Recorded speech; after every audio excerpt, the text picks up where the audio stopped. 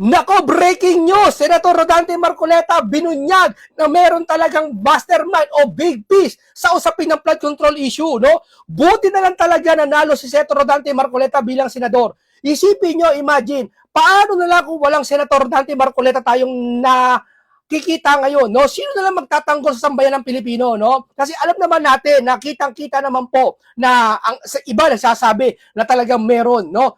Talagang meron nangyaring kuwaan ng pera, no? Kaya nga sabi ni ating Pangulo, mahiya naman kayo. Ibig sabihin na mahiya naman kayo, read between the line, no? Walang pinagkaiba sa isang magulang na pag-uwi sa bahay, mga anak, mahiya naman kayo. Kikilos 'yon, di ba? Yung mga anak mo, kusang kikilos, yung isa magwawalis, yung isa maghuhugas ng plato, kasi doon sa salitang mahiya naman kayo, hindi mo na kailangan sabihin na kumilos kayo. Automatic kikilos kayo. Kaya so sinabi ng Pangulo na mahiya naman kayo, si Senator Rodante Marcoleta na kumilos na rin. Ano yung isa sa mga paraan ni Senator Marcoleta na kumilos siya? No? Naghanap siya ng mga paraan para kagaya ng mga 18 Marines. Gusto niya maimbitahan dyan. Kagaya ng Gutesa, gusto niya maano. Ibig sabihin, hindi paninira ginagawa ni Senator Marcoleta, kundi tumutulong siya dun sa sinabi ng ating Pangulo na mahiya naman kayo. Nakikipagtulungan siya sa ating Pangulo na mahuli kung sino yung mastermind. Tama, di ba? O ngayon, pakinggan natin itong sinasabi ni Senator Rodante Marcoleta sa kanyang pahayag sa Net25. Acting Speaker Martin, ukol dun sa I am not the mastermind. Yun, yes po. Hindi daw po siya ang may ang tinuturo niya ay ang executive. Pero nilaglag niya yung sarili niya eh. Nako po, nilaglag daw ata sarili. Ano sa kanyang statement to ba? Meron? Hindi, pag sinabi mong I am not the mastermind, di alam mo yung mastermind. Tama yon. Pag sinabi mo sa sarili mo na alam mo kung sino hindi ikaw ang mastermind, ibig sabihin alam mo kung sino. Dapat ang sinabi mo, wala akong kinalaman dyan. Di ba? Dapat ganun. Di ba? Pero pag sinabi mo sa sarili mo, siguro tama siya sabi ng matatanda, no? Ang isda na uhuli sa Yun po ba? Kilala mo. Napakasimple naman. Yun ang konotasyon nga pala nun. Napakasimple naman nun. Hindi ako Kung mastermind. hindi ito ang mastermind, ay kilala mo kung sino. tama. Sige, naniniwala kami, susundan namin ni Senator Rodante Marcoleta, hindi siya ang mastermind. Pero kilala mo kung sino. Tama?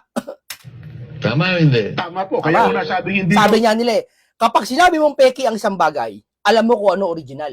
Hindi mo pwede sabihin peki ang isang bagay kung hindi mo alam ang totoo. Tama? Mastermind. Kaya ako nagtataka kung bakit gano'n kung pinag-umpisahan ng kanyang statement eh. Ang laki ng ang laki ng impact nun Di ba? Pero, ang itanong mo muna, bakit siya nagsalita? Ba't siya gumawa ng isang public statement? Totoo nga po. Alam niyo maging sa social media, nagtatalo-talo ngayon Sabi nila, baka Wala drama na lang tayong yan. oras, Di po, mga pa po, 20 minutes pa tayo. Sabi nila, drama lang yan. Sabi nila, hindi, laglagan Parang yan. ayaw ko nang pag-usapan niya. Ganun ba? Sige. Ang travel authority sa SecGen. Opo. Kay Boji D. Speaker Boji D. Binigyan naman siya. So, through the Secretary General, kasi ganun ang procedure eh. Opo. Pagka, okay, sabi ng speaker, so yung SecGen gagawa. Ministerial yun automatic. So, si Cheloy Garapil, binigyan siya. Opo. April 20 yun, Jen. Aba, nagtaka naman ako, si Boying, si Ombudsman, Bumapila si Ombudsman Boying. ang aking matalik na kaibigan. Opo. Alam niyo, sparring partner niyan. Opo. Hindi, kaibigan ko naman yun talaga. Opo. Hindi po pwede. At humingi siya ng isang, ano man tawag doon? Precautionary hold departure order. Oo. Yan, From the Sandigan Bayan. Sandigan Bayan po. Na nagbigay naman. Yan na nga po. Kinabukasan, gumawa ng statement. Ayun nga. So may impact kay former speaker. Bakit alam mo bang si speaker at saka si Boying, Opo. Boying ang sinasabi ko dahil kaibigan ko naman yan. Opo. Fraternity brothers. Magkaprato ba sila? No, Upsilon yan. Upsilon yan. Oo. Siyempre, pag may fraternity ganyan. Opo, lalo sa mga Teka abogado. muna, pati ako medyo, sabi nga nila na, mapapatas ng Teka, tili. ma-stop muna tayo. Dito muna tayo, pakita ko muna sa inyo to. Dito po, post po ito ng Ang Balita Ngayon. Boying, kinasuhan si Romualdez at si Saldico gamit ang mga pahayag ni Gutesa at Brave 18. Ibig sabihin pala, kaya mo pala kinasuhan si Martin dahil sa pahayag ng Brave 18 at Gutesa. So, wala nang ibang rason para hindi mapatawag ang 18 Marine. So, si Gutesa hindi na matawag, syempre, sabi nila hindi na daw makita si Gutesa, hindi na mapupunta. Di andyan dyan yung 18 Marines available. Wala nang ibang dahilan para hindi mo imbitahan ang 18 Marines. Hindi naman para pagbintangan o kung ano yung sinasabi ng 18 Marine, sabihin na ba, sinabi ng 18 Marine, ganito na. Hindi naman kagad tayo pwedeng maniwala sa kanila. Hindi natin pwedeng sabihin, hindi rin tayo pwedeng maniwala sa kanila. Di ba? Ang pinakamaganda, yung maimbestigahan sila, matanong sila. Di ba? Nakakapagtaka, halimbawa, sa isang bahay mo, may nakita kang magnanakaw. Ninakawan ng alahas, halimbawa yung kapitbahay mo. No? Ngayon, naghahanap ka ng saksi kung sino ang nakakita doon sa magnanakaw sa kapitbahay mo. May lumapit na titistigo. No? Pero, mababa ang kredibilidad. Papayag ka, hindi mo pagsasalitain yon. Baka yun nakakaalam at nakakita na sinasabi niya siya nakakita. Di ba? Hindi ka sasabihin mo ba, ay wala kang kredibilidad, hindi ka pwedeng tumistigo. Hindi yan, kasi nung yan sinasabi mo. Sa panahon ngayon, hindi alahas ang kinuha. Hindi maliit ang kinuha. Sa panahon ngayon, ang kinuha, trilyon kaba ng bayan ang pinakumuha. Wala dito ang kulay, wala dito ang kung sino-sinong kulay na politiko, wala. Dito, hinahanap natin kung sino yung kumuha. Hindi dito pinag-uusapan kung may sinusole ang pera. Hindi. Dito pinag-uusapan kung sino yung pinaka-mastermind ng ito. Para kasi pag ito hindi po nakuha yung mastermind, lalabas po sa susunod na henerasyon, kahit maupo man si Sara, patuloy pa rin gagawa ng, kasi hindi mo naparusahan Kumbaga, hindi mo nakuha yung mastermind, pag upo ng panibagong presidente, kahit matino yan, may patuloy pa rin gagawa ng kalokohan, kahit papaano, di ba? Ibig sabihin, dito pala maputol na, sabi niya na matatanda, yung reyna ng anay, kung hindi mo mapatay, talagang dadami pa rin yung mga langgam, di ba? Si Jen dito Parang ano yan nangyari? Kailangan, hindi naman actually, patayin. Ibig sabihin, sugpuin. Di ba? Hindi naman, katulad ng, dito, sugpuin natin kung sino. Kaya tama siya ginagawa ni Senator Dante Marcoleta. Sinusugpo niya na mapanagot at sa batas, makulong, makasuhan. Di ho ba? Sabi nga, Jen. Oo. Fraternity brothers tayo. Ano ba ito? Di ba, may sumpaan tayo, mga bra. Oo. Mga tayo Pratt brothers. Opo. Ba't nagaganito? Di ba? Kaya siguro medyo, yan ang i-process mo ngayon. Kaya nagsalita ngayon. Oo. How can I be the mastermind? Yan ang tanong na nagsambulat ng napakaraming implikasyon. Yun na nga.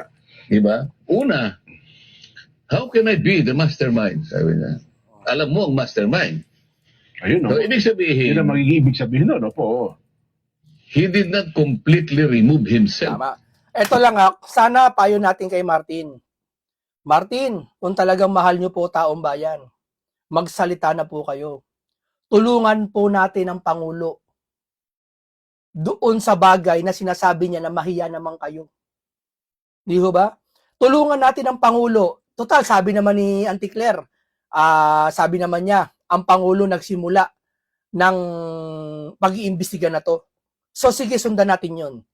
So kung si Pangulo nagsimula ng pag-iimbestiga na to, dapat tumulong tayo. At kung talaga tayo ay tumutulong, huwag sana magalit yung karamihan na tumutulong tayo. Kasi lumalabas pag si Senator Marcoleta, nagagalit sila Binabash nila, Maki-China daw, destabilization daw, Marco Beta daw, ang dami na sinasabi. Ano ba talaga? Akala ko ba tutulong sa Pangulo si Senator Marcoleta? Katuwang o katulong ng Pangulo na maghanap kung sino. Kasi ang Pangulo nagsimula nito ng paghahanap sa kung sino mastermind Di ho ba? Sana, bilang kay Martin, sana mapakiusapan natin bilang isang pusong Kristiyano, sana kumanta na siya. Kung di man siya kumanta, sabihin niya na kung sino-sino. Di ba? Para makatulong siya sa Pangulo. Tama ho ba? From the anomaly. Hindi lang siya mastermind. Hindi nga lang siya. Nag-deny siya na siyang mastermind, pero handa siya na sabihin Oo, kasama ko dyan. Pero hindi ako nagpasimuno niya. Oo. Hindi ako mastermind. Yun ang implikasyon nun. Kung hindi siya nagpasimuno, sino? Di ba? Marami daw siyang alam no? Hindi. So, ibig sabihin, may magagalit na naman dyan. Hindi totoo yung sinasabi ni Marcoleta. Naniniwala kayo na may nangyaring kuhaan ng pera. Ngayon, pag may lumabas na titistigo, tutulong sa inyo, nagagalit kayo. Nagtutulungan tayo mga Pilipino, nagagalit kayo. Ano ibig sabihin? Sa lukuyan, saka sa dating administrasyon, yun po binabanggit niya. Dapat matuwa kayo kapag may kagaya ng Senador Dante Marcoleta na tumutulong na sa Pangulo na kung sino ang dapat managot dito. Di ba? Kasi hindi naman po pwede walang mastermind dito eh. So, marami siyang alam, pero hindi siya ang mastermind. Sir? Hindi na niya dinideny ang kanyang involvement dito. Pero pinakikita niya is only calibrating his possible culpability. Opo. Galing. Saan kaya ako? Hanggang dito, dito, dito. Pero ang involvement nandun. Oho. So, yun ang negative implication ng kanyang pagkakasabing, how can I be the mastermind? Ang tanong naman ni Nelson, why not? Ba't kaya hindi ikaw? How can't you be? Sabi ni Nelson eh. You can be. Anong pag-usapan pa natin dyan? Tinuro man, nagturo siya eh. Di ba? Opo. Sabi niya, the national budget does not depend only on one person. Di ba? Oho. So, parang natago siya sa complexity ng bureaucracy. Opo. Sabi niya, inano niya yung budget process, di ba? Opo. Preparation, executive department, authorization, Congress. Ito na yung ito na yung budgetary process. Authorization yun eh. Oho. Babalik ngayon sa executive execution. Yun. Di ba? Yes po. So sinasabi niya, hindi lang naman. The budget, totoo naman eh. Eh, ba't mo sinasabi ngayon yun? So, sinabi mo ngayon na, teka, talagang ang involvement nito umikot sa dalawang departamento. Tama? Tama po. Kasi mukhang tinuturo niya executive sa pamamagitan daw po ng DPWH. Tapos tinuro niya si, anong pangalan? Si Saldi at saka si dating Senate President. Nakalimutan niya. Ako, wala akong gustong kampihan dito. Hindi ko kasama ko sa Senado si dating President, Senate President Chis Escudero. Nakalimutan yata niya na si Chis, 2025 lang siyang naging Senate President. Nako po, 2025 lang siya naging Senate President. Ang pinag-uusapan ng anomaly rito, 2023, 24, 25. Ibig sabihin, hindi po pwedeng isang si Chis lang doon kasi 2020 ata, kakaupo lang pala ni Chis, no? Hindi naman lahat ng taon siya kanya. A House leadership. Siya ang speaker. Siya mismong speaker. O sino yung mas involved kaya? Ang binabanggit lang doon sa kanya statement. Kahit na inaalis mong involved, pero si Chis 2025 lang na Senate President. Ikaw, you sat as a speaker for the rest of this period where the anomaly began and terminated. O sino ngayon ang merong mas malaking culpability? Ito yung implication ng kanyang statement eh. Ayun. Sasabihin niya, bigay naman ako ng ng statement sa ICI. Nakipag-cooperate nga rin siya sa mga investigation na ginagawa, sir. No, sinabi niya, I kept my silence Nako, in respect to the legal process. nako, delikado. Bakit, Jen? Yung legal process ba, sinasabi niya, kailangan kang magpakatahimik? Walang sinasabing gano'n. Walang ganon. The legal process will proceed whether in silence Tama. or otherwise. Okay. Teka muna, pinagtatalunan nga namin sa Senado eh. Okay, talagang hindi talaga lulusot kay Senator Dante Marcoleta mga himay-himay na na problema ng bansa, no. Ito bilang pangwakas, no. O sige, tulungan natin si Senator Dante Marcoleta at ang iba pa nasugpuin ito. Tulungan natin ang Pangulo na siya nagpasimula naman, total, na hanapin kung sino mastermind. At kung hindi dahil sa kanya, sinasabi ni Auntie Claire, kung hindi dahil sa Pangulo, hindi malalaman ang anomalyang flood control na to, tama? So, dapat tutulong kami sa Pangulo. At ang Pangulo, si Senator Marcoleta, tumutulong sa Pangulo. At kami, sumusuporta kay Senator Marcoleta. Tama? So, ibig sabihin, huwag tayo magagalit kay Senator Marcoleta. Ibig sabihin, sumusunod lang siya doon sa nagpasimula ng pagtuklas ng kung sino ang mastermind. Tama? Okay, maraming salamat. Mabuhay ka, Senator Dante Marcoleta. Hanggang dito lang po, paalam po sa inyong lahat.